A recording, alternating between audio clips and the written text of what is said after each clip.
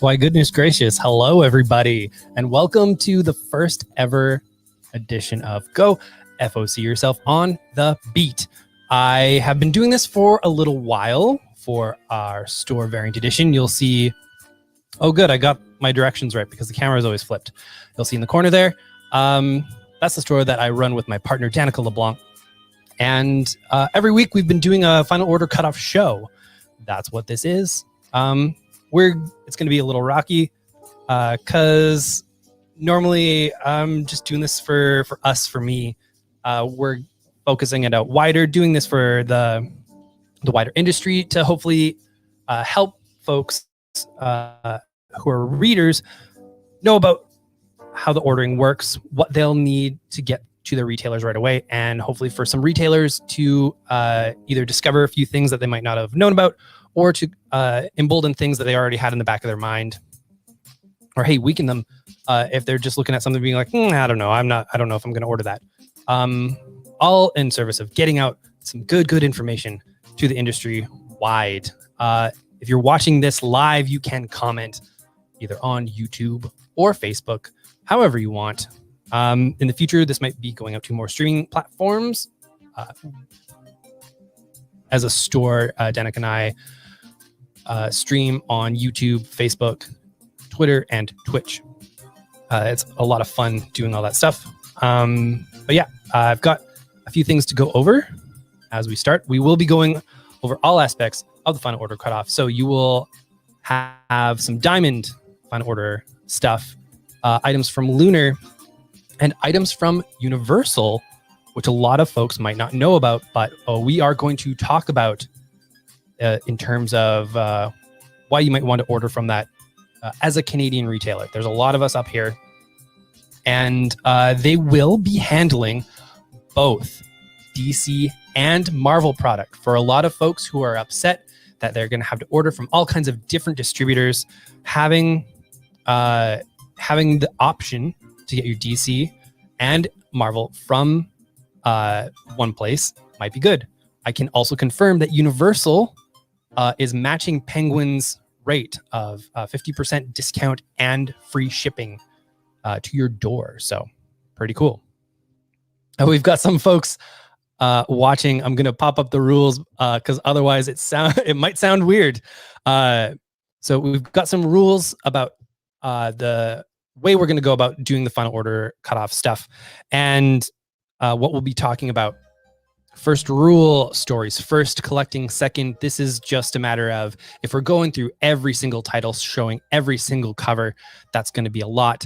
Diamond also doesn't put up their ratioed covers for public consumption, and I don't feel like going into my account and showing you all our numbers.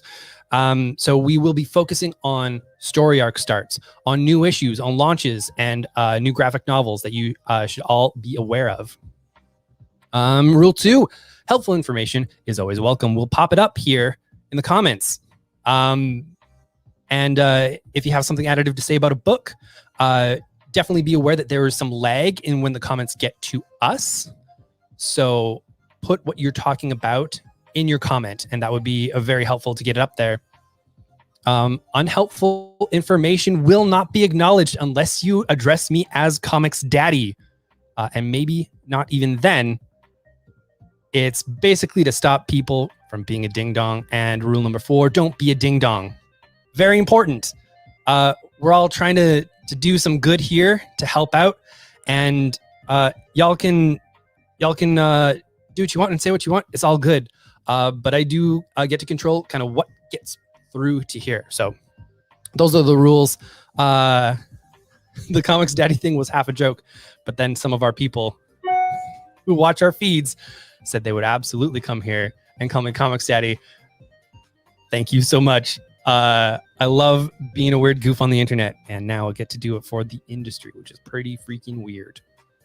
If you're watching this live, hi, hello. If you're not, you can still participate. Just send some messages in the comments below.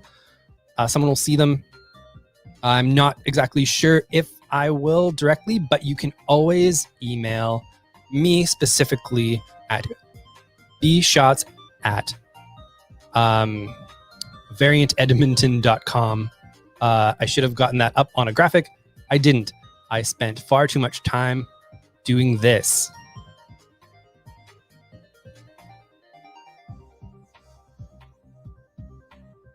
Well, just gonna try and reconnect here because it looks like we lost Facebook. Okay, we're good. Facebook is back. All right. So thank you all for checking out. If there's anything that glitches, definitely also pop in the comments and let us know. All right. We are going to get things rolling here with some screen sharing.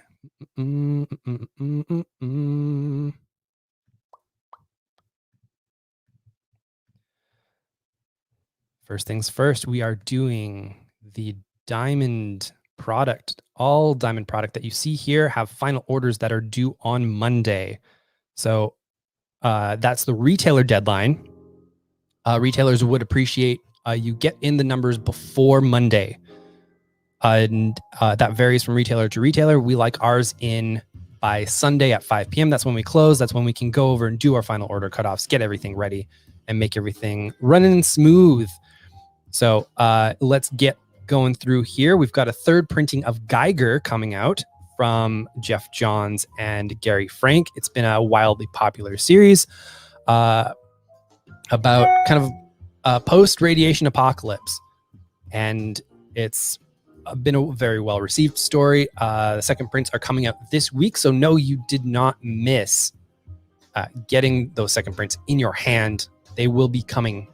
But the third prints, if your store might not have them, or if you as a store have burned through them, definitely get in on this third printing.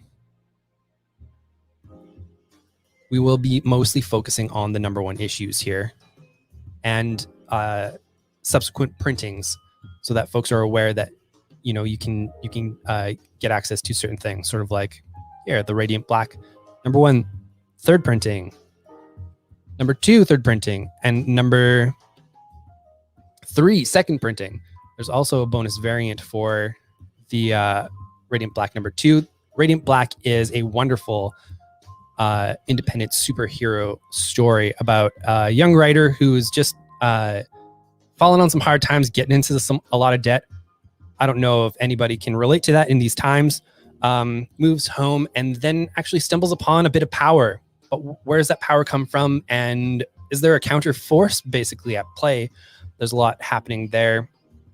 It is written by Kyle Higgins with artist Marcelo Costa, giving you all that good stuff.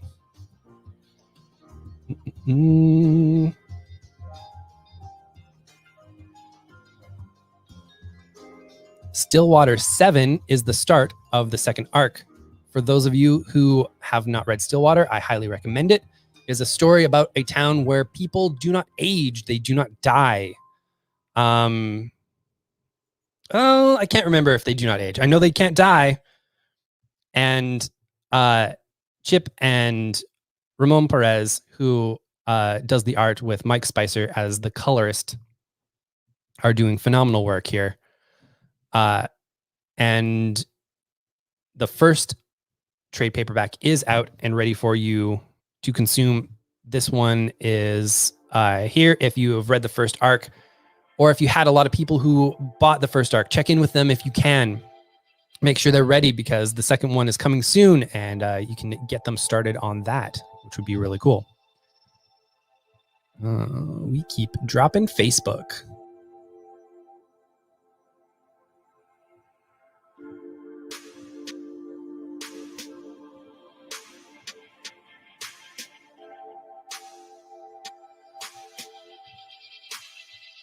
Let's see.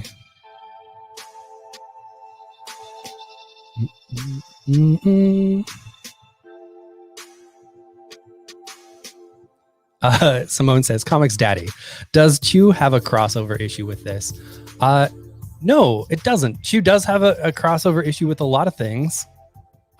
it definitely had a tie-in with a very similar style story called that's what you're probably thinking of too. Starts with an R, and that's gonna bug me. But it was a Tim Seeley and Mike Norton book that was really, really great and ran for several issues. Revival. Ugh. So yeah, fairly similar concepts, because that's a place where the dead comes back to life. And it's basically, Revival is basically like, what if the Coen brothers did The Walking Dead? And that went over really well. What else do we got here? I know a lot of people are interested in the Stray Dogs variants. They're continuing their line of horror comic variants here. And boy, if you haven't been reading Stray Dogs, keep in mind that some bad things happens to some cute puppos. There's a bit of a murder plot there, but basically it's an outstanding story about a bunch of dogs who realize that their owner is probably a serial killer, and their investigation sounds really weird, but it is drawn kind of like that Oliver and Company style era, Secret of Nim style, with like murderous intent. It's a really great story that I love. No problem, Simone. Anytime.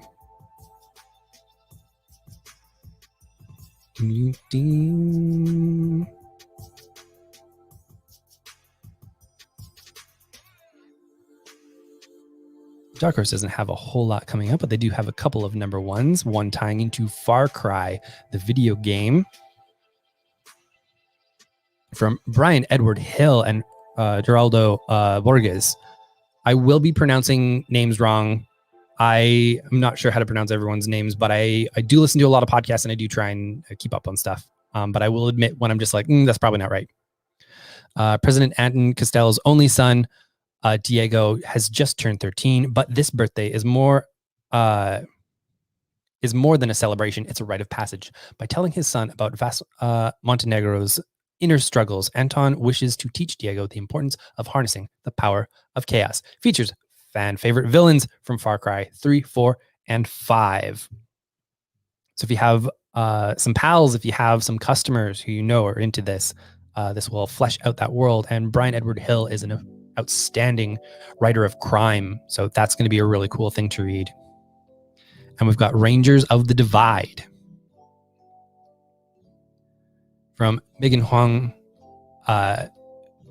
who does the writing and art. Following the disappearance of the nation's peacekeepers, an elite commander stumbles upon a team of bright-eyed cadets in need of leadership. The group prepares to venture out on their first mission into uncharted territories. Are they ready to face what awaits them, or will danger find them first? It is a debut comic series, so that is really cool.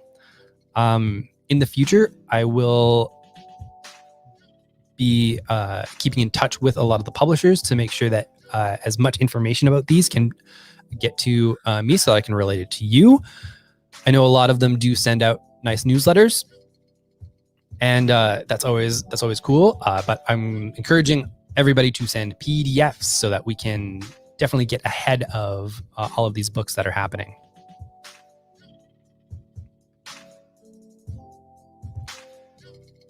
We have another one of the TMNT Best Of series. It reprints a lot of the IDW series featuring specific characters. This one with Splinter. We will be skipping the DC stuff because we will be going to Lunar for that. Over at Marvel, there's a few trades, some of which are coming back into print, like this Jason Aaron Volume 3. Marvel has greatly utilized Diamond's new program where they will show new printings that are there, partly to make sure that the numbers are there for those printings, and partly to make people aware, hey, this is back in print. So that's really nice of them. And the new Enter the Phoenix part of his run is out as well. This one's very important coming back into print. It will be in stores in June, which not entirely helpful now that Falcon and the Winter Soldier has wrapped up, to get sort of the Winter Soldier's origin stuff back out on the shelves. But Marvel hasn't been exactly great at nailing the keeping product on shelves for your big shows. I guess it's a better problem to have than not having the product out at all, and it's selling really quick. So there's interest. That's cool. But we're hoping that they get some print run stuff under control for when the Loki series hits, because that's going to be another thing to watch out for. Retailers, just try and stock up on your Loki when you can. And also make sure you have an account with Hachette, as currently that's where their book distribution is. And you can often get copies of these books that are not available to Diamond, because Hachette still has some. That's a very important way to go about doing some stuffs. I'm super excited for Fantastic Four Life Story #1. The previous Life Story series was a Spider-Man series by Chip Zdarsky. It basically moves in terms of Spider-Man, it moved the character in real time, both throughout his history in comics, but in the real world. So he's aging at the same time too. And the events of those eras hit, like 9/11, like various wars, all this kind of stuff. It bleeds into the stories. And so they're taking the same route with Fantastic Four, and they're doing so with one of my favorite writers, Mark Russell, who usually is really good at some social commentary. And so this should have a lot of good stuff laced in with art by Sean Izaakse, with the cover by Daniel Acuna.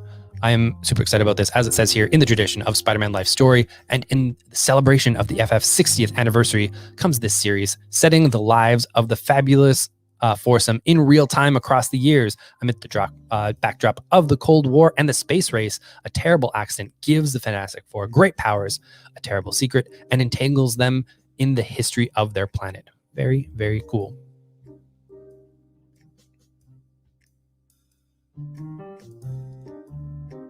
Also, this Marcos Martin cover that was produced. I am very happy that Marvel is showing the image for this. This looks wonderful and like a relic from the era. Very cool. That might be the copy that ends up in my hands. I know a lot of folks who are excited for a good collection of Generation X. Well, it's happening. There might be more if this one sells quite a bit, but you will get the team's first appearances as well as the first issues of their run, so you don't miss any story. Heroes Reborn is coming out at a weekly clip, so keep in mind. We have been recommending this to folks who have been getting Avengers because it is essentially the Avengers story for 2 months. And you might be missing out on a little bit of the action if you skip it. That said, it is a huge commitment. It is basically 8 issues long, with the 7 issues Heroes Reborn and then Heroes Return capping it off. But for those of you who are looking for Avengers, definitely check that out. Or will be looking for Avengers in the months of May and June. Check that out. Immortal Hulk Time of Monsters #1 continues a batch of wonderful one-shots that Al Ewing generally has a hand in, or some other creators. Honestly, we have had no problem with putting Immortal Hulk one-shots into the hands of people buying Immortal Hulk, and have had almost a one-to-one sell-through. This one also invites Alex Packnadel along for the ride, who is outstanding as a writer. Giga is one of the current things that is happening right now that he's writing, which is basically about a world where giant robots have basically stopped happening. There was a big fight, and now they're all dormant, and it's about how society grows around it, including like religions, infrastructure, the whole deal. It's outstanding. All right, here. 10,000 years ago, something green and glowing comes to poison the ancient ground of the fertile crescent and the hearts of its people. One boy is left to bear the consequences and, for the first time, to open the green door. Plus, Bruce Banner faces a challenge unlike any he's faced before, as writer David Vaughn makes his Marvel debut. So there's a bonus story, I believe, in the back. Very cool to know. The Jessica Jones omnibus is coming back into print, getting that Alias stuff out and about once more. Keep in mind that when you're placing these orders, Marvel has been really tight, especially for omnibus printing. So if you don't get in your orders as a retailer right now, there's a chance you won't see further copies if somebody asks in the future. Now, the trick with these omnibuses, as a lot of retailers know, is they are solicited very far in advance. So this one, in fact, is coming out September 15th. Now, that's a long ways away to kind of guess if someone's going to want a $100 book, or in Canada, like $130, $135. So be open to communication with your customers, and hopefully they'll be realistic with you. Customers, be realistic with your store. We all do want some stuff, but definitely if you want something, try and work out a prepay situation and try and or a payment schedule, and make sure they know that you want omnibuses if you've got them coming out. It would help out immensely. I know our pre-order program has helped us out immensely and has guaranteed copies of books that folks have really been looking for. Shang Chi Is Back. This one is being written by the same writer who was doing the Shang Chi run before. I believe the same artist too, but I'm not 100% on that one. Jin Lun Yang returns with Dick Ruan. Shang-Chi versus the Marvel Universe. Shang-Chi and his family are back, and this time they're colliding head-to-head with the Marvel Universe's biggest heroes. Shang-Chi has finally taken his place as the leader of the Five Weapons Society, but using an evil secret organization as a force of good won't be easy, and it's about to get a lot harder when Shang-Chi's fellow superheroes, like the Amazing Spider-Man, start to see him as a bad guy. Jin Lun Yang and Dick Ruan return to bring you the next chapter of this Marvel legend. The first collection of the miniseries that Jin Lun Yang did last year is out. It is phenomenal. It does essentially lead into this, but from the sounds of it, you can drop in on this sight unseen, or make sure to read that graphic novel. It is outstanding, and especially with the Shang-Chi movie coming out, it is a great way to sort of set the tone and get things rolling for you.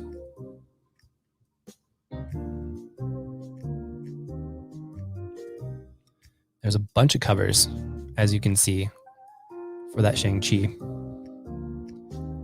Silk #1 is getting a second printing, very popular in our store. For those of you who don't know who Silk is a character who was revealed to have similar ties to Peter Parker's origin. She was also bitten by a radioactive spider, but kept a secret by the organization because they found out about it, and was essentially abandoned. So she's got a little bit of stunted emotional growth, but has a lot of the good that Peter had, just with a very different worldview and upbringing and family relationship, especially coming back to her family after being gone for so long. An awesome book. The Star Wars books are heading neck deep into the bounty War of the Bounty Hunters storyline. So you got some prelude issues here featuring the bounty hunters themselves. They've had a book going on for a hot second. And if you're excited for the War of the Bounty Hunters line, you will want this Star Wars Bounty Hunters #12 and Star Wars #13 as prelude issues. Very important to keep in mind. This Dr. Aphra is one of the reprints, filling out the previous run. So that will be back in print soon. Star Wars High Republic keeps on cranking out them reprints. Got a 5th printing, a 4th printing, a 3rd printing. If you're still missing your copies, definitely get on those. It's a wonderful series. Alrighty. Dynamite doing as it does. Many, many much covers for various projects. usually centered around Vampirella and Red Sonja. And yeah, that's the majority of all of this right there. So 4 books, a gajillion covers. Dynamite. Doing the thing. We have a Boom coming out here. There's a second printing of Berserker 2 heading our way. This one does not appear to be foil, and so should ship without any allocations or a long gap in publication. We do not have the cover, but it's Dan Mora, so it's going to be pretty as heck. Keep playing. You keep playing. Music. Get out of here. There's also a second printing of brand new verse number 1. Personally, our store still does have copies, but if yours does not, definitely flag them or get some ordered depending on your role in all of this. The next volume of Lumberjanes is coming out. There will be 20 volumes total. A phenomenal run these days, and those always sell for us. So I'm very excited for some more Lumberjanes coming in. Magic the Gathering has got a 3rd print coming out. As always, wish we had covers for these things. Keep an eye out for either later today, or Boom often does send out packs to retailers that have all the covers. I don't have that handy. Otherwise, I would pop some of these babies up, and I'll look into the technology of doing that, because I know how to share screen for Windows, but I could do it for the whole computer, but there's business stuff on the computer that I just would have to make sure is all cleaned up properly before I'm just like, yeah, I'm just going to share everything. It's going to be fine. Don't worry about it. The first Power Rangers graphic novel is coming out. It is the counter title to Mighty Morphin. There's 2 Power Rangers books. This Power Rangers team is dealing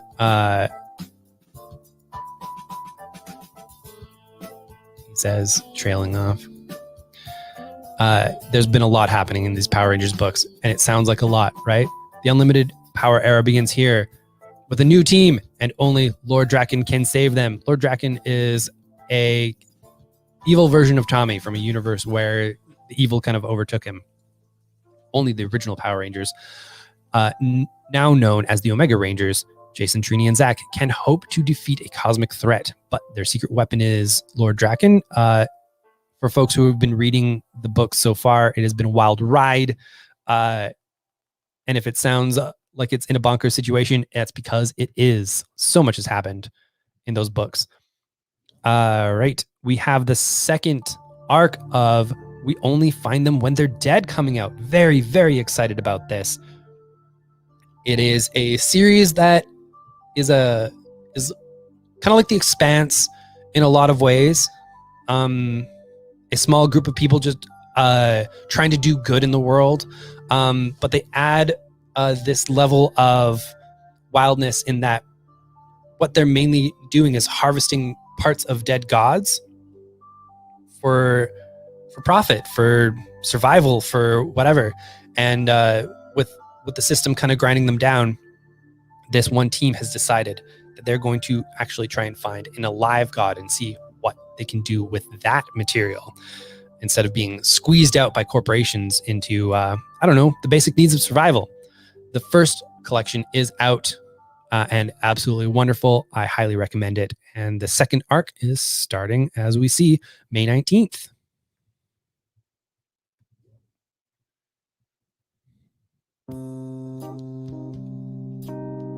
Now we're getting into a little bit of the everything. I'm very excited for the Archie and Friends Superheroes book. It is the return of some of the more superpowered characters of the Archieverse, where you'll have,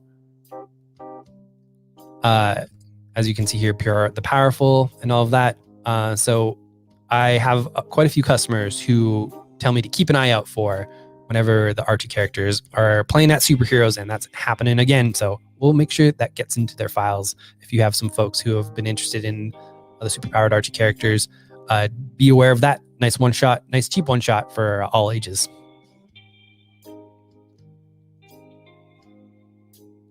We don't usually talk a whole lot about things that aren't number ones, but Alice in Leatherland deserves a little bit of an extra attention for those who are selling lots of copies of Sunstone. This is a wonderful companion to that. Warm and gentle, does touch on a lot of the BDSM community and creativity. A young children's author whose girlfriend has cheated on her finds a need for a new life, goes out and finds a rental place with a group that is into some BDSM, and it's challenging her worldview. But just to the mix of like the nice fairy tale storytelling that she's into, that she sells, that she works with, and this group that is actually very also kind and loving in their own way. That's a hallmark of the BDSM community, as depicted in Sunstone as well. There's a lot of care involved in these situations, and to see these areas kind of melded here, sort of like the quote unquote wholesome children's content with BDSM, drawing comparisons between the two. Very cool.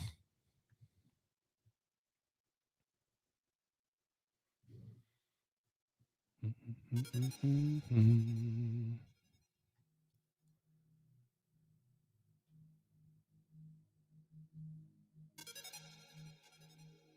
think a lot of this will just be scrolling through, because there's not a lot of number ones here.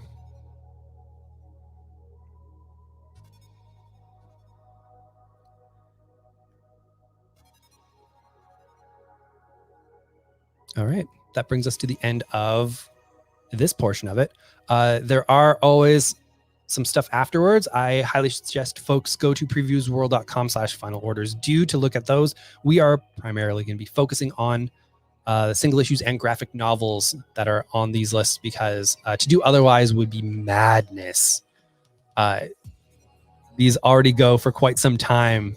We're already at half an hour, and we'll see how that goes. All right, let's head to Lunar. Oh, for those of you who have been watching for the first time, meet intern Jiminy. She is one of 4 interns that we have. They often visit the set when things are going on, and it looks like she's going to be settling down right in front of the computer, or maybe even on the computer. So if something goes weird, cats? Yes. Here. Sorry. Got to move a little bit, okay? All right. I want this banner to change because we are going through Lunar.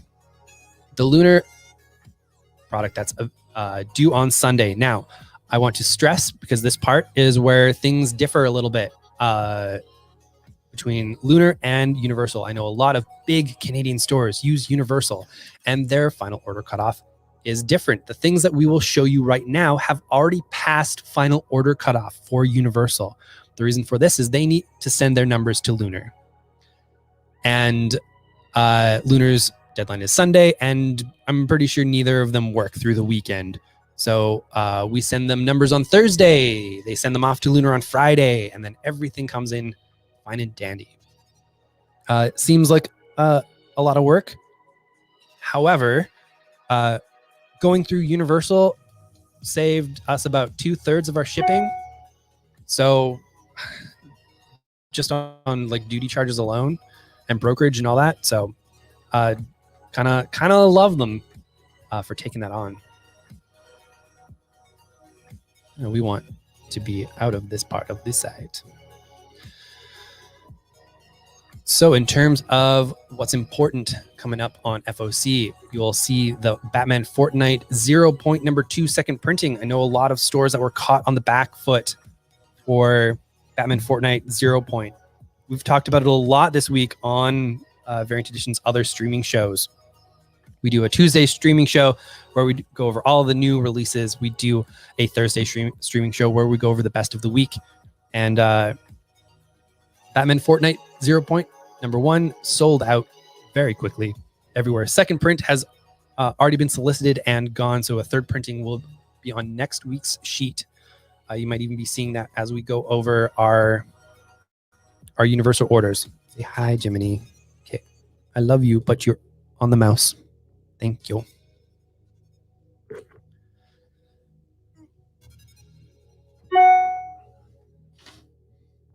See if she's won't be happy just hanging out on my lap. So, yes, definitely if you're looking for it, getting your orders for Batman Fortnite 0 Point #2 second printing. Do what you can to figure out the base. I know we spent a lot of our Wednesday and Thursday talking with the people coming in, setting up pulls for folks who are very excited. We had a young boy who phoned us so many times, super excited and practically vibrating as he had the comic in his hand, just so ecstatic about being able to read the book and to utilize the codes that are in them. Now, the codes for Fortnite are available in these subsequent printings as well. So for folks who are worried about that, that will be good. Lunar and Universal also carry Scout. And so you have the second printing of Black Friday. We're going to go over a little bit of what this is. Gets downright nasty in here on Black Friday. Black Friday is the biggest shopping day of the year. Millions of Americans pack the aisles of retail outlets all over the country, battling for the best bargains, while an unlikely cleanup crew deals with the aftermath of the latest Black Friday frenzy. They discover that years of pent-up negative energy has released something very evil and dark into their superstore, which is just the way corporate wanted it. A very interesting take on basically Black Friday in the horror genre, mixing those two elements together, which is honestly just a lot of freaking fun. All right, let's get scrolling. The first printing is also paired with issue 2 for folks who have approached and are been interested in Black Friday. If you're a customer who missed out on the first issue and want to try it out, definitely let people know. If you feel like the concept is strong enough that you want the first 2, let your retailer know. Very important to kind of get those numbers in because this Scout is a smaller company and their print runs are a little bit tighter. Scout is thrilled to present By the Horns second printing. Elodie hates unicorns, and for nearly a year, she's dedicated her life to tracking down and killing them, all for trampling her husband, Shintaro. Now exiled from her farming village of Wayfarer for selfishly neglecting her duties, Elodie and her half-wolf, half-deer companion, Sejen, search the continent of Solothus for clues to the whereabouts of unicorns. When they discover a lead in a port city of Lycus, their revenge mission suddenly takes a dangerous turn. I know our store has had a lot of interest in this specific Catwoman cover because of the depiction of Catwoman and Poison Ivy. Jenny Frison, as always, does some gorgeous work. Be aware that there's a little bit of frenzy around that cover. I am not Starfire. Very excited to get this into folks' hands. From Mariko Tamaki and Yoshi Yoshitani comes the story of Mandy, the daughter of the super famous superhero Starfire. 17-year-old Mandy. Starfire is not like her mother. Starfire is gorgeous, tall, sparkly, and a hero. And Mandy is not a sparkly superhero. Mandy has no powers. She is a kid who dyes her hair black and hates everybody but her best friend Lincoln. To Starfire, who is another Starfire, who is from another planet, Mandy seems like an alien, like some distant, angry, light years away moon. And ever since she walked out on her SATs, which her mom doesn't know about, Mandy has been even more distant. Everyone thinks that Mandy needs to go to college and become whoever you become at college, but Mandy has other plans, or she did until she gets partnered with Claire, the person who she intensely denies liking, but definitely likes a lot, for a school project. When someone from Starfire's past arrives, Mandy must make a choice. Give up before the battle has ever begun, or step into the unknown and risk everything to save her mom. I Am Not Starfire is a story about teenagers and aliens, and about knowing where you come from and where you're going, and about mothers. Mariko Tamaki has actually been doing some phenomenal work across the industry. This is a very exciting book that we have read half of the PDF for already and is absolutely gorgeous. The artist worked on, as it says, Zatanna and the House of Secrets, which was an all-ages graphic novel that is a beautiful introduction for younger kids into the DC universe. Has some Harry Potter-like vibes in terms of whimsy, but just a lot more warmer in general. Joker #2 second printing is coming out with a Francesco Mantina cover featuring the new character Vengeance.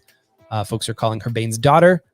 Is she? It doesn't matter. It's a Bane character coming into the universe. Joker has been far better than it has any reason being. I kind of hate that I love this book so much.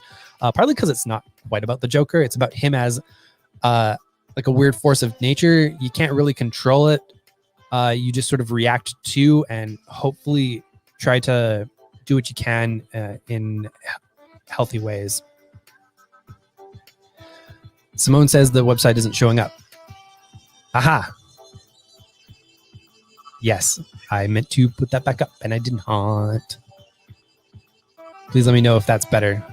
I will show you I'm Not a Starfire, just so you can get a look at the art style that you're going to be looking for here.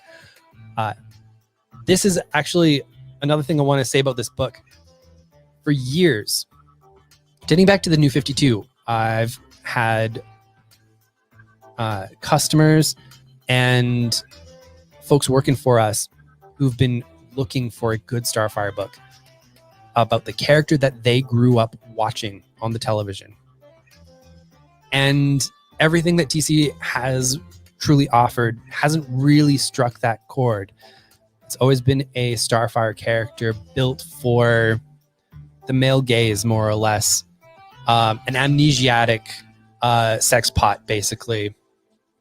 And to see the revulsion on some folks' face when they're just like, that is not the character that millions of people watched and grew fond of.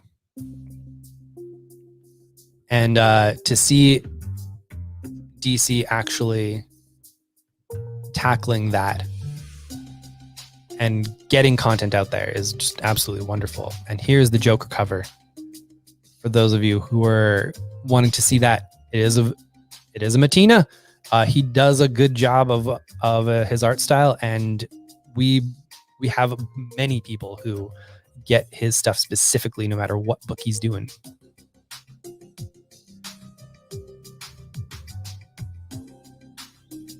New Legends of the Dark Knight is coming out. This is a digital first series. It's going to have a whole bunch of different artists and writers on here. The first few stories, few issues are going to be by Derek Robertson. And it basically, the first 3 issues, basically. I should have grabbed some water. I did not. I have an empty water bottle next to me, and the full one is yonder. So it's a classic Batman story, fighting some villains. In the future, you're going to see stories by Stephanie Phillips, who is currently writing Harley Quinn. Brandon Thomas, who has been doing The Outsiders and a lot of other DC stuff. He's doing Mr. Miracle coming up. Becky Cloonan is doing Wonder Woman and Midnighter. Matt Rosenberg, Brandon Easton. Brandon Easton might be doing Mr. Miracle. There's a lot of Brandons at DC, and not this one. And as I said last week, DC, I pledge, if you would like another Brandon, I will definitely write for you. It will not be good.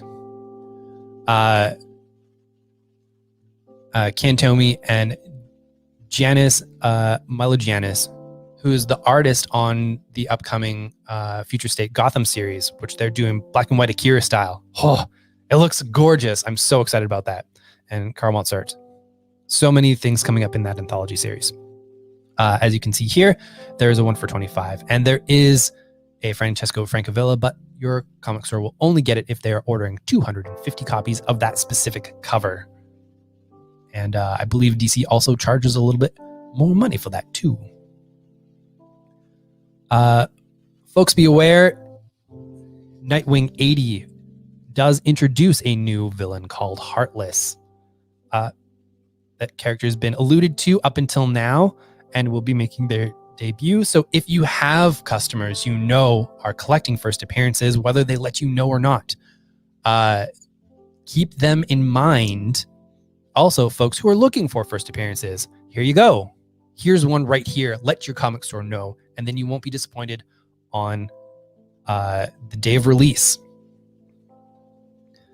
Stake #1 second printing is coming out. 3 years ago, vampires announced their presence to the world in grand fashion. In one instant, Angel lost her 2 best friends and her existence changed forever. Now as a member of the Vampire Bounty Hunter Union, and with the help of her ancient vampiric mentor, Jessamy, she's out to track down the bloodthirsty monsters who destroyed her life. She is Stake. Get the second printing of the first issue of this new ongoing series from Scout. And super exciting. I'm super excited for this. Wonder Girl #1 featuring Yara Flor. Yara Flor, the best character to come out of Future State. Oh my goodness. She gives no hex. And that's kind of the energy that I'm feeling in 2021, which I would say, because I am making anybody who disagrees with me call me Comics Daddy before I address them. So I would say that. Raised in the far-off land of Boise, Idaho, Yara Flor has always felt something was missing from her life, and now she is headed to Brazil to find it. Little does she know, her arrival will set off a series of events that will change the world of Wonder Woman forever. Her return has been prophesized, and with that prophecy comes the undivided attention of benevolent gods from pantheons beyond. Danger lurks around every corner. But is this young hero ready for her journey? Find out in the debut issue. You absolutely cannot miss. See, they say you absolutely can't miss this issue. That's how you know you can't miss it.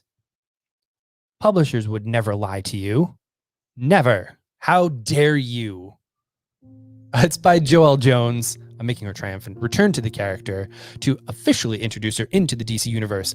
And you think you know Wonder Girl, but you have never seen her like this. Very excited about that. There's some different variant covers. I do really enjoy the Raphael Grandpa cover. That is one that, again, you would have to order 250 copies minimum to get in as a store. So be aware if you're looking at that cover being like, hey, I would love that. Well, take it with a grain of salt. Alrighty. We're going to hop over to stuff due for the States next week, but for folks utilizing Universal, it's going to be due this coming Thursday. Let's change this banner. Alrighty.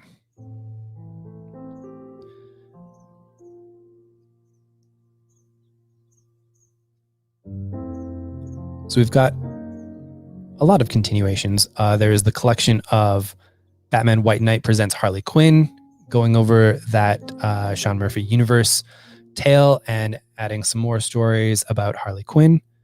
It is an alternate reality where a lot of different things happen and a lot of cars happen. Folks really enjoy those books, and I'm very happy to put them in their hands. By the Horns 2, the issue 1 having a second printing is coming out. So Scout doing the good thing of making sure people have access to the story. And I'm very excited. I think a lot of these are continuances, so it's not going to be a whole lot happening here, but just to kind of get them into your head, the Flash by Mark Waid, book 8, I believe might wrap up his run. There might be another one that would wrap up the run, but that's a wonderful run of stories about Wally West, and super great. The Future State collections are coming out as well. This one focuses on the Superman family. Harley Quinn has been absolutely wonderful. And for those of you who are somewhat local here in Edmonton, Riley Rossmo, good old Alberta boy, doing the arts for this series. Midnight Western Theater #1 coming out from Scout. Welcome to the Midnight Western Theater. Our feature presentation is the tale of a town under siege. The notorious Red Tom and his dastardly posse have laid claim to the once prosperous vista of Liberty Springs. But for how long? Will these outlaws be able to savor their sinful victory as two black-clad strangers suddenly arrive? Find out in this first thrilling issue. Oh, David Hahn's doing the art for here. I like David Hahn. There's actually Incumbent Androsky, who was doing a lot of the Captain Canuck stuff up here. Yes, solid art team. Sometimes it is a little bit of a mixed bag from Scout, I will admit. But you know, they're doing some good stuff. Milestone returns. Infinite edition #0. The Milestone universe is returning with Reginald Hudland sort of at the tippy top, putting some stuff together. At last, the return of the legendary Milestone comics. The one-shot features 24 all new pages chronicling the events of the Big Bang, the police brutality protest gone wrong that changed the face of the city of Dakota forever by unleashing a wave of superpowers across its population. Wow. That has probably only gotten more timely. As the world watches, a bully teenager will become the hero known as Static. A framed scientist will go on the run as the superweapon hardware, and a standard alien will meet an ambitious young woman who will transform his life and remake the pair as an all-powerful icon and rocket. Also included in this is the 17-page primer story originally released online during the world-famous DC Fandom event. That Fandom event was pretty cool, I will admit. That's the way to do a convention these days, is to just have a whole bunch of things running and different parts to experience. Really cool. Further expanding on our heroes' origins and where they're going to next, and setting up an entire world of allies, enemies, and surprises. The original Milestone changed the face of superhero comics forever, introducing the industry to a wave of black talent who still shape the conversation. And the new Milestone intends to raise the bar. This is the perfect jumping on point. Don't miss out. One of the things that I love that they're going to do with the Milestone universe stuff is make this available similarly digitally, because that's where a lot of the audience is, and they're running it in seasons. So much like we consume our content by watching seasons of television shows, they're keeping with that modern parlance. Super smart idea.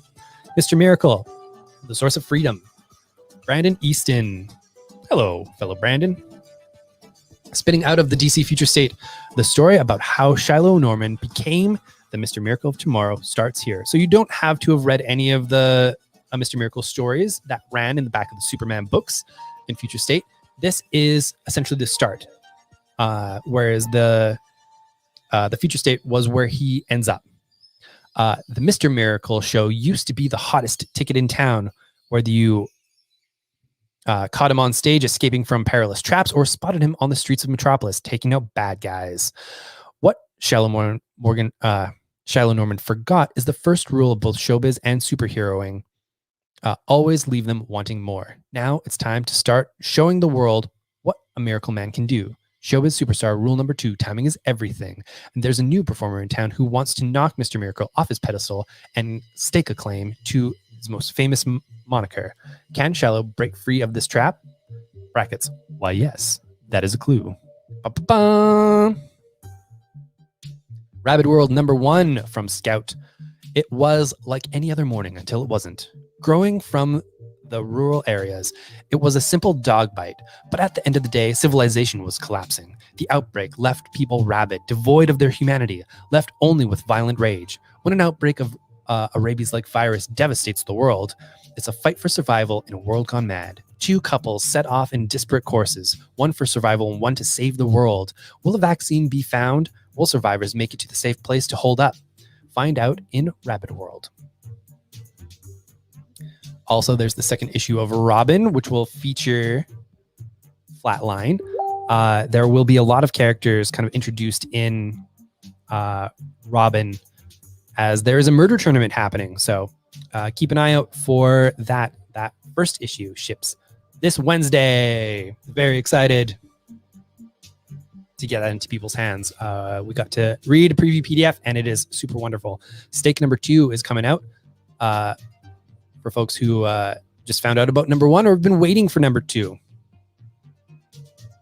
We also have Suicide Squad, Casualties of War trade paperback. This collects some of the Keith Giffen series from back in the day. They're getting some product out there in advance of some kind of big ol' friggin' movie that looks really cool. I mean, King Shark rips a dude in half. And it was quite wild. I really like everything that happened in there. And that is all we have to talk about this week. So, hey, thank you all for watching this, whether it's live, whether it's not live. I know it's a time commitment. We're hoping to get more publishers involved, get more information involved to your face, and might even be able to show you some preview pages of a lot of things. So we'll hopefully be able to focus on some books in a tighter way and show you some cool stuff about that. Maybe even talk to some creators in the future. So thank you all for watching this weird first edition. My name is Brandon. As I said at the top, I co-run Variant Edition with my partner Danica. I have making the somewhat unreasonable demand of everybody calling me Comics Daddy if they want my attention and are not intending to be helpful. Yes, that's everything for this week. You can check out Variant Edition on its streaming. VariantEdmonton.com is our website. Variant Edmonton is where we are everywhere. Twitch, Instagram, Facebook, Twitter, YouTube. Well, kind of. You just search for Variant Edmonton. You'll find us. And we will be streaming on Monday. It's our pop culture show in the afternoon, 3:30.